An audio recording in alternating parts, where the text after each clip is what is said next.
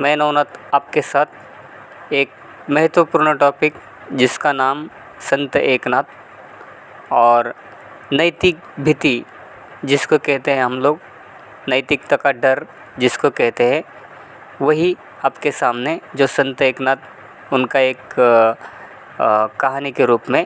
महाराष्ट्र में एक संत हुए एकनाथ, वह तपस्वी महात्मा थे और बड़े ही परोपकारी व सरल स्वभाव के थे।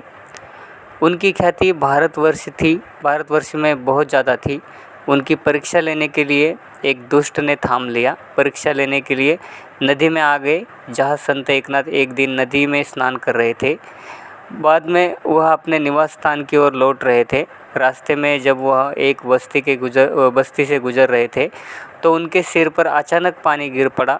एकनाथ ने ऊपर की ओर देखा तो एक व्यक्ति मिट्टी के ऊंचे टीले पर बैठ के थूकने का काम कर रहे हैं। वही पानी में उनके सिर पर गिर गया था, मगर उन्होंने न तो कोई रोष दिखाया और न ही नापसंदी के भाव उनके चेहरे पर आए। एक शब्द भी बोले बगैर सहज भाव से वह नदी की तरफ लौट गए।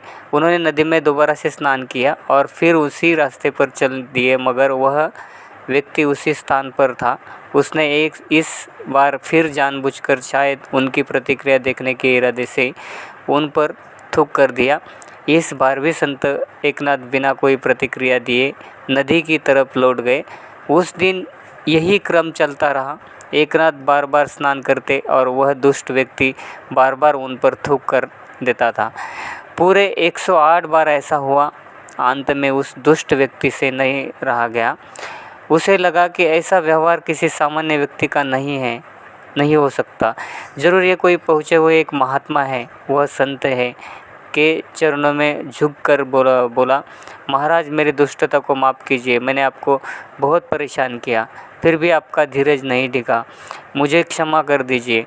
महात्मा एकनाथ ने उसे सांत्वन देते हुए कहा, बेफिक्र रहो, चिंता करने जैसी कोई बात नहीं है। तुमने मुझ पर मेहरबानी की। आज मुझे 108 बार स्नान करने का जो सौभाग्य प्राप्त हुआ उसकी वजह तुम ही हो। कितना उपकार है तुम्हारा मेरे ऊपर। संत के कथन से वह व्यक्ति पानी हो गया। और यही एक मोरल आज का हम लोग कह सकते हैं मोरल फियर, जिसको हम लोग एक कहानी के रूप में आज देख रहे हैं कि एक नैतिक भीति भी होती है जहाँ पे आदमी झुक जाता है। Thank you all of you.